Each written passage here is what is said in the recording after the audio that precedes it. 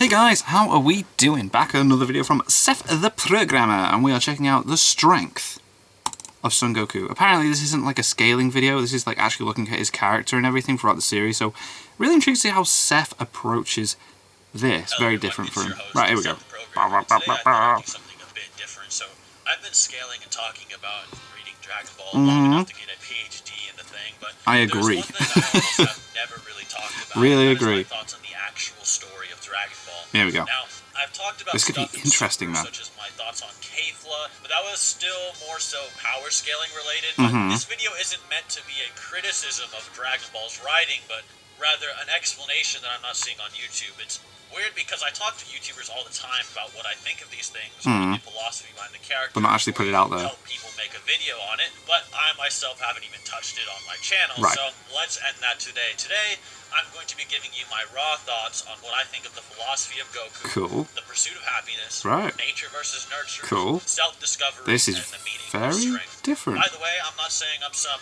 god of narrative analysis or something. I'm simply saying as a long-time viewer and someone who's read the series like 800 plus times in my job that does have to analyze it, this is my opinion I've come to. So I don't want to get too deep into some of these earlier themes and character arcs that Goku gets into because I feel they aren't neglected when people talk about him. I mainly want to get around the Android saga and onward, so apologies for being vague with some of this earlier stuff, but I'm going to briefly brush over it. The series starts with Goku and Bulma's journey to find the Dragon Balls. Yeah. This journey is important because it allows Goku to have this extremely naive and humorous character, while also expanding his perspective and allowing him to learn about the world.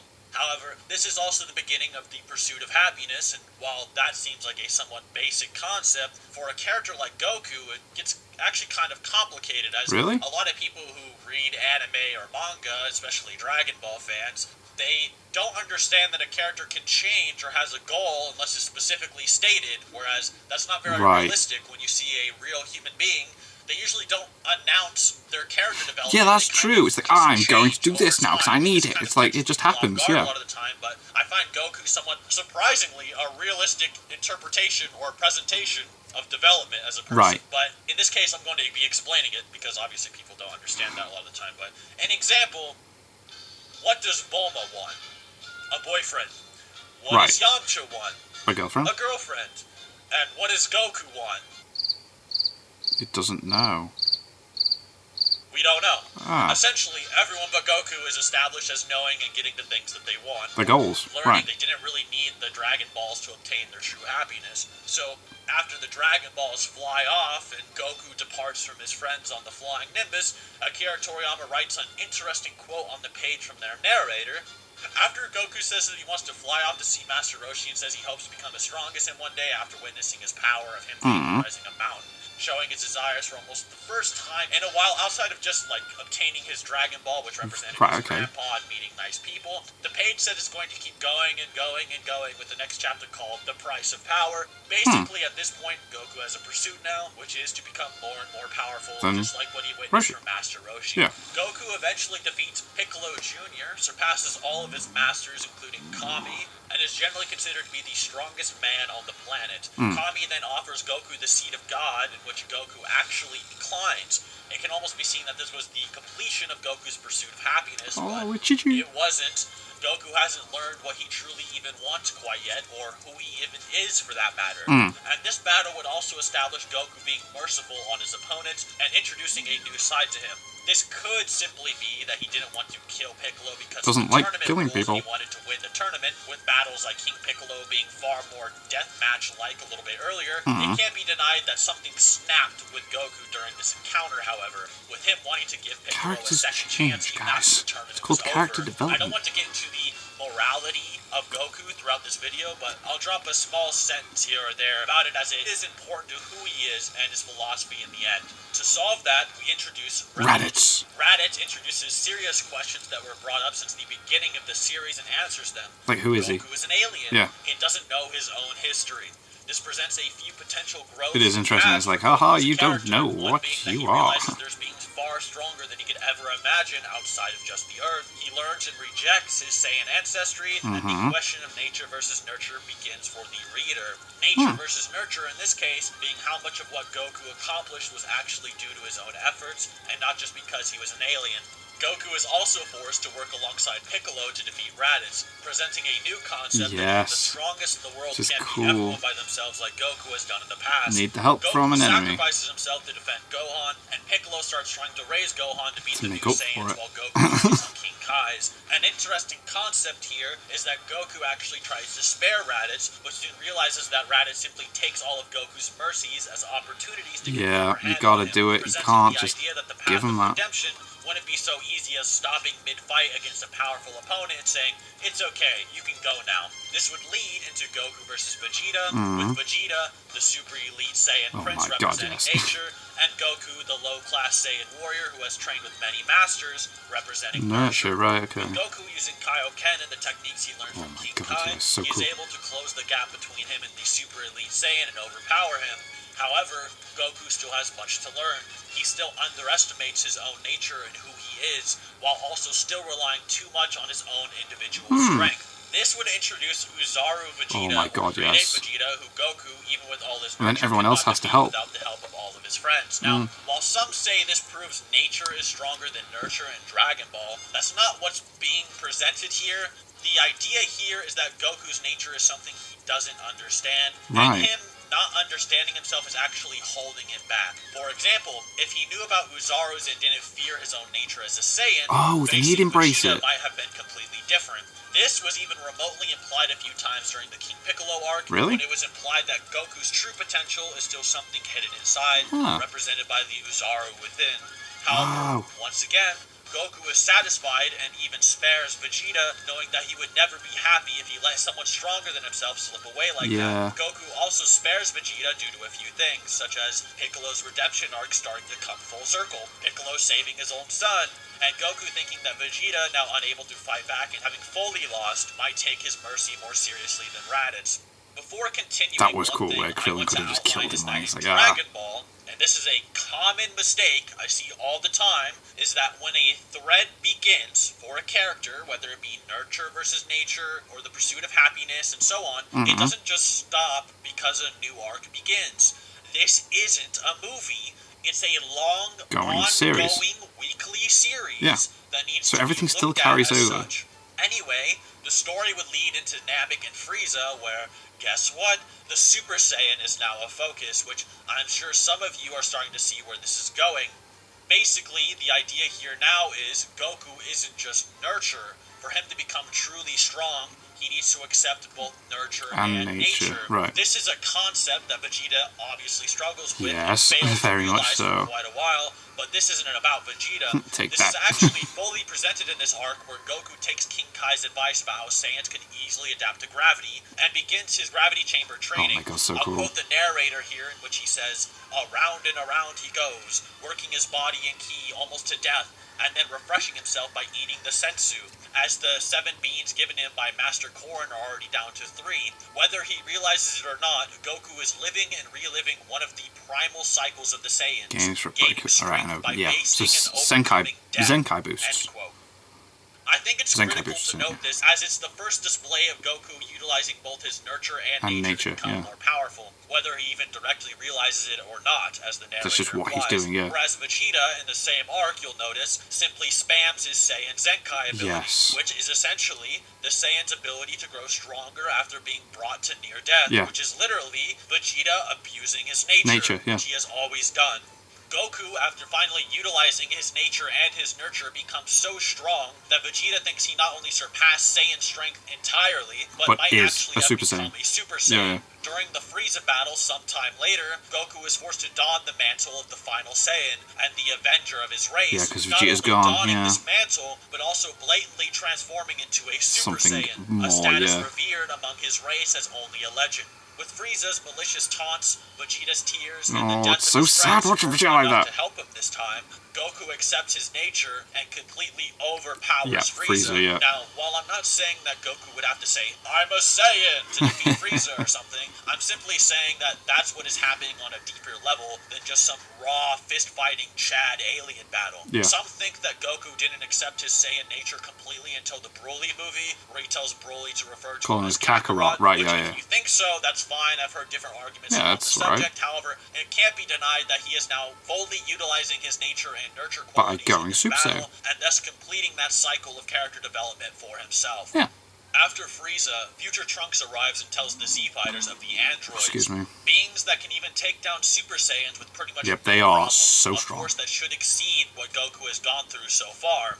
Goku is also informed that in the future, he will die of a heart virus, yeah. one that is not curable at this time and is pretty much destined for this fate. And that's why Trunks has brought provides the an cure. antidote from the future. Bulma and the others think that destroying the androids before they become a problem is the right course of action, in which Goku interjects saying, "We haven't even seen them do anything bad yet," which So you is can't true. judge We haven't them seen off them of do that, anything yeah. bad yet, so why are we taking the words of a stranger from the future to kill these people? This is later debated about by Kami and Piccolo as well, in which a whole chapter is dedicated to showing the androids aren't actually all that bad of people. Yeah, they In can the just keep manga, traveling. They kind of butcher this concept by having them like fight with people and like kill people in self-defense. Ah, right, But in okay. the manga, it's way more subtle, and they are very peaceful in the manga. Oh, right, okay, that's really weird. Cell is then introduced. Cell, a being who is the combined genetics of the past generation Everyone. of fighters with the ability to use their keys and techniques, with Goku soon recovering thanks to the heart virus's cure, which, by the way,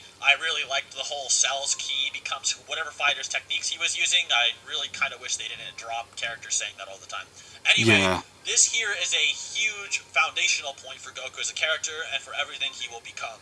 This event will put a new idea of Goku being able to fade from this world at any time, something the Dragon Balls won't ever fix, something he can't overpower with his Super Saiyan form, something that can kill him from out of nowhere and there's nothing he can do about it at any time. He basically gets lucky and someone comes from the future to give him a way sorts to it solve out, it, yeah. but he is powerless against this event. He also now recognizes that due to his presence and his past actions, the world is being affected in a negative way, in which Future Trunks' entire timeline may have been destroyed due to his actions as a child when he destroyed the Red Ribbon Army. Right? This Okay, it's coming begins back. the hunt Yeah. for a successor.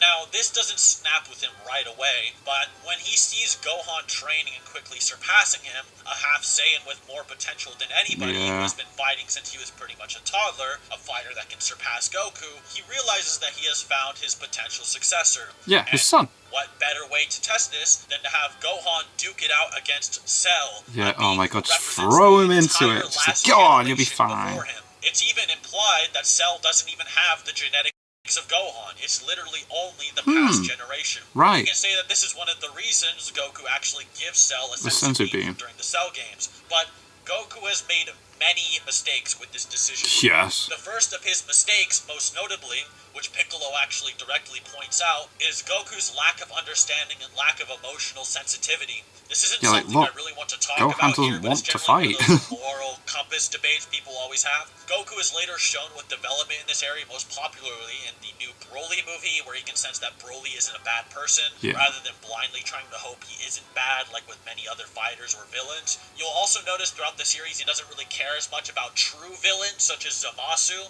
not trying to redeem them as often, although in Super there isn't much room to show this since most of the antagonists he faces aren't even necessarily bad people. Yeah, the they're not time, more so inherently just evil. kind of nihilists like Hit, who is just an assassin fighting For hire, under yeah. orders from a god of destruction, or Jiren fighting for the sake of his universe. Yeah, so like, they have reasons to fight. The next mistake I feel is the most pivotal to the narrative I'm trying to construct for you guys, and that is Goku failing to realize that Gohan isn't the answer he is even looking for anyway. He is not the one who will save everyone and take his place. Goku eventually helps Gohan's confidence and cheers him on from the afterlife to assist him in destroying Super Perfect Cell, a fighter who recently achieved a massive Gohan-like power-up. Yeah, he was after close. destroying Perfect Cell, Goku doesn't want anybody to revive him, thinking he is the cause of many Yeah, if fighters I'm gone, coming no to one's Earth going to with keep coming to burned Earth and past trying the to fight face, me and destroy using everything. Future Trunks is kind of a gauge. Which is cool. Once again, Goku is focused on himself, but at least this time he's thinking of the greater good Yeah, and everything of else others, around him, yeah. regardless if this is actually a good or bad thing for the planet.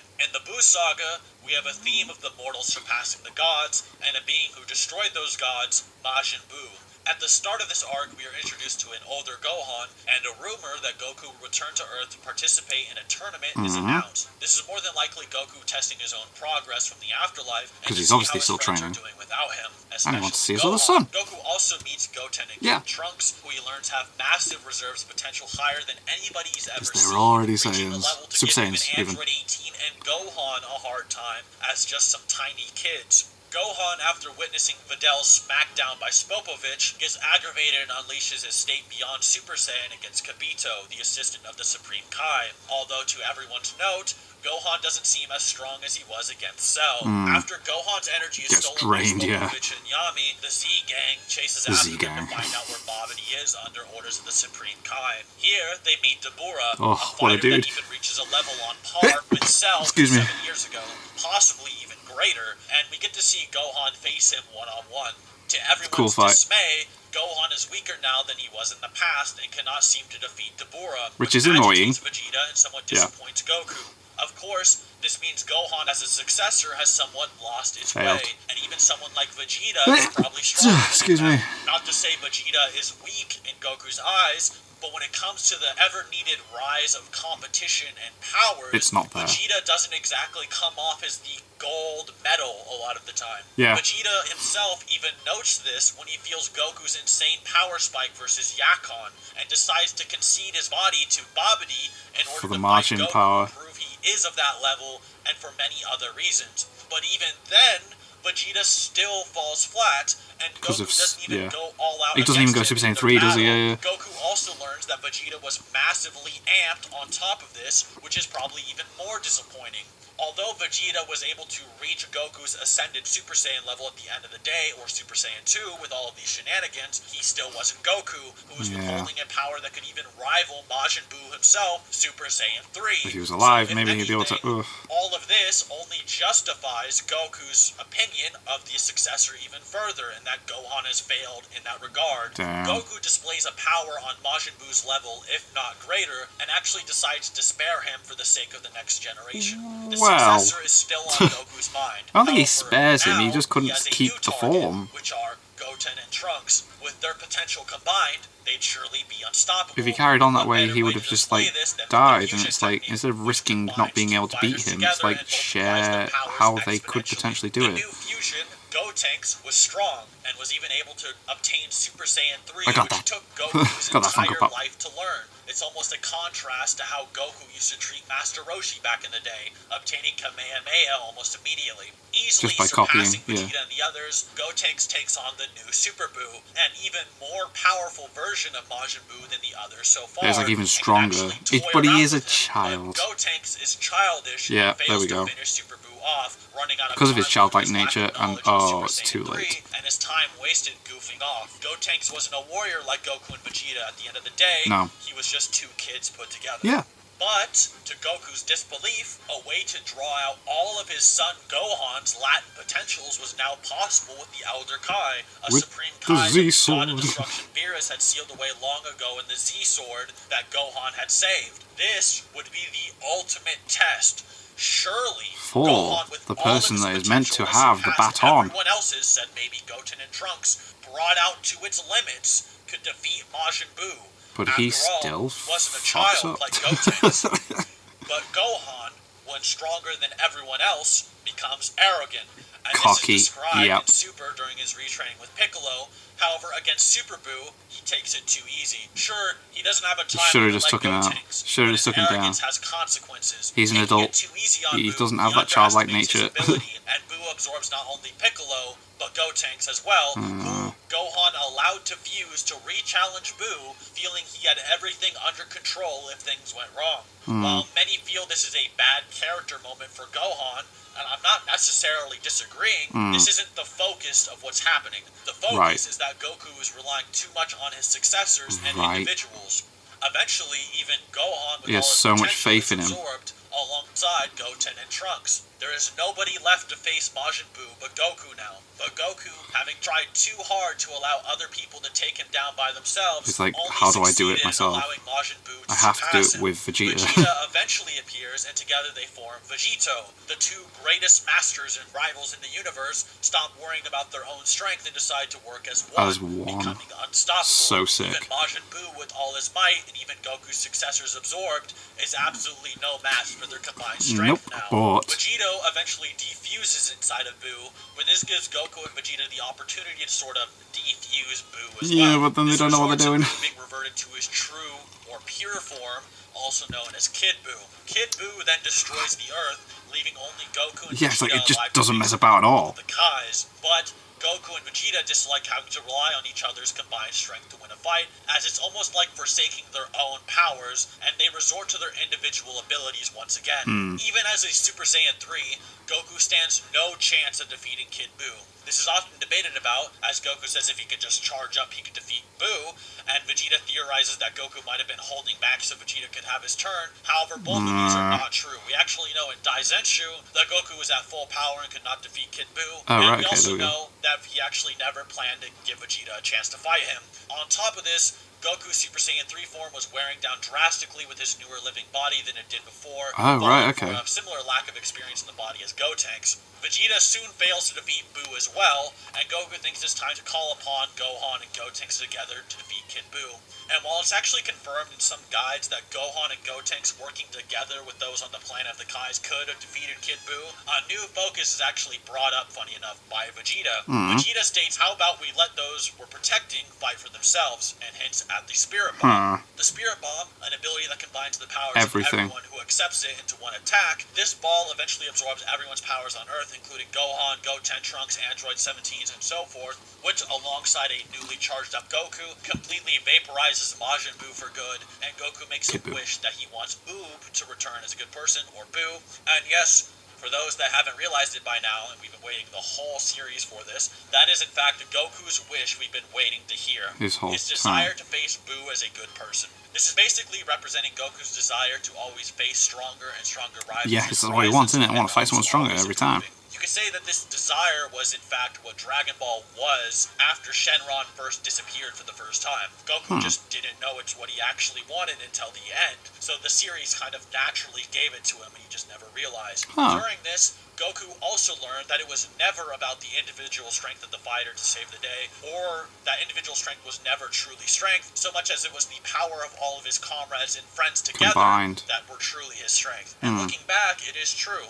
Think about all of his battles, including Vegeta, Frieza, Cell, and now even Majin Buu. Those days of individual strength had pretty much died during the days of King Piccolo or Piccolo Jr., and things were changing. But even then, he still had help training for those fighters. This could have been an okay place to end Dragon Ball, in my opinion, but of course, we now have to get to Dragon Ball Super, and yes, Dragon Ball Super does continue these themes that I outlined earlier, although mainly only for one arc. In Super, you'll notice Goku is a lot different now, and many fans very much so. angry, saying he's regressed into he's too stupid. Shell Yeah, we himself. go. I'm actually okay with this quote-unquote dumbing down of Goku, as, in all honesty, it makes sense. Goku is essentially not being such a tryhard. Because he's got everything he wanted, right? Himself and what he can do for others, but what everyone can do for each other. So, of course, his personality is going to change with his outlook a bit. Now, this is really interesting. I like this. Utterly changed. He's still proud and obsessed with his own strength, but his outlook and anxieties have, if that makes sense.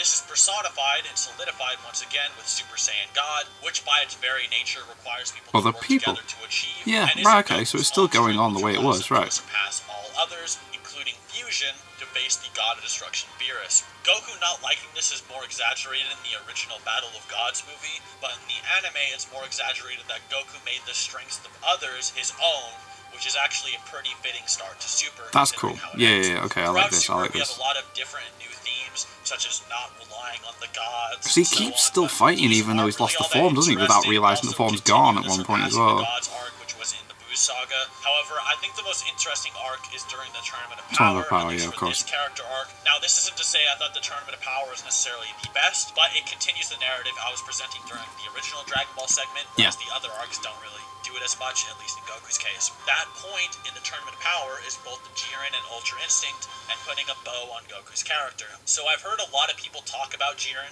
and I know I'm going to get a lot of flack for this, but I think the level of analysis people give Jiren is shallow. This isn't to jerk off my analytical ability or anything, but it's pretty disappointing when people don't understand Jiren's concept. You think he deserves more, right? Okay. Well, look at that generic backstory, though, and write a red X over him and just disregard him.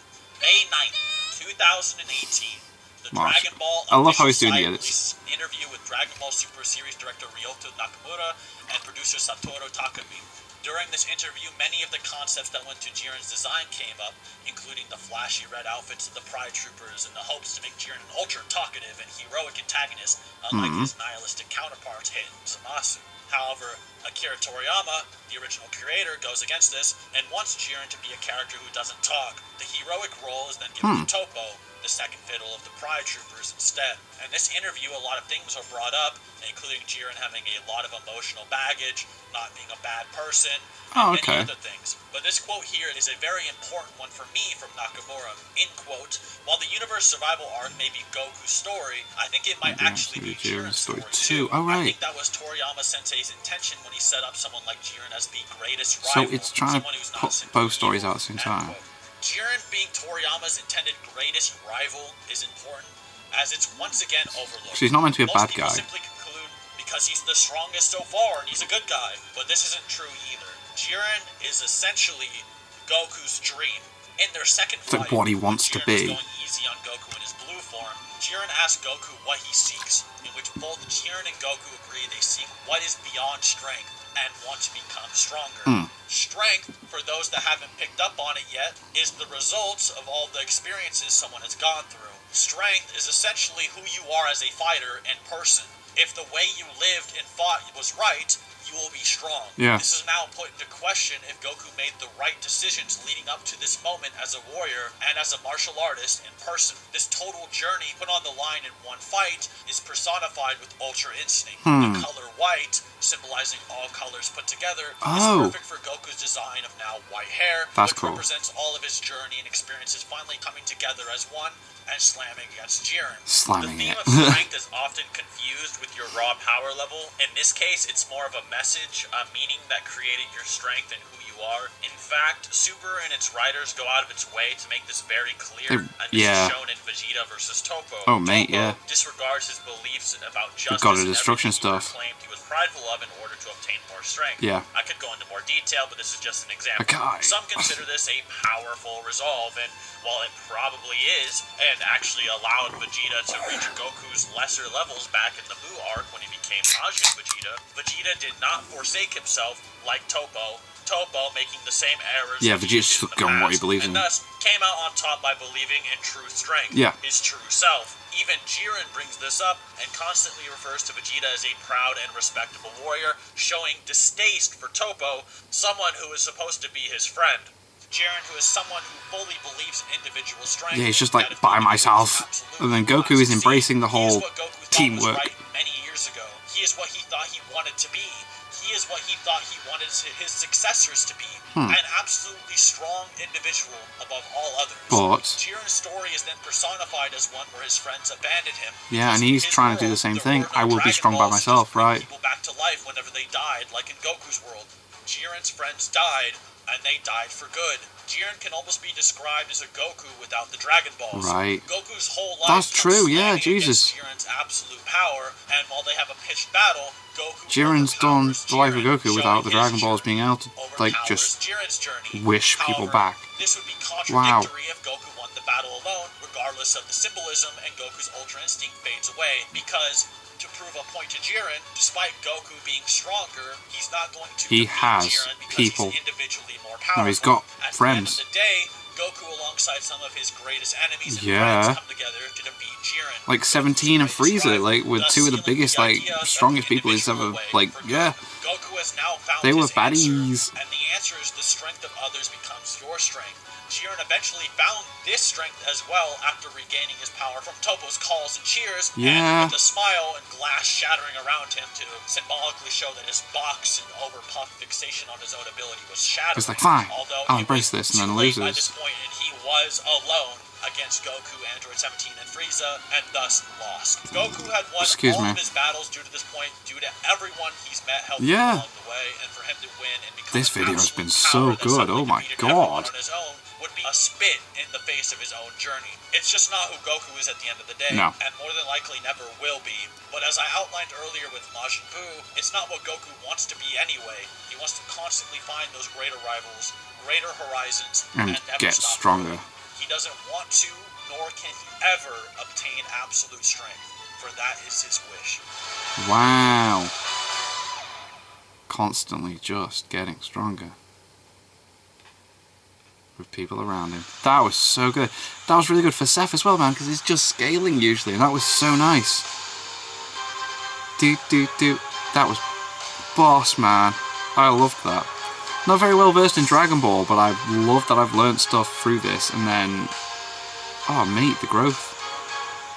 The actual story of Dragon Ball, like, that was great. That was absolutely freaking boss. Really nice to see Seth like doing actual, like, looking at the story and the characters and that. It's very different, very nice. I really liked that. I really liked that a lot. So yeah, thank you guys very much for watching. What do you guys think of that? What do you guys think of this? Click like, subscribe if you haven't already. Leave comments down below. Let me know what you should watch and discuss in future videos, and I'll see you guys. Yes, all you guys.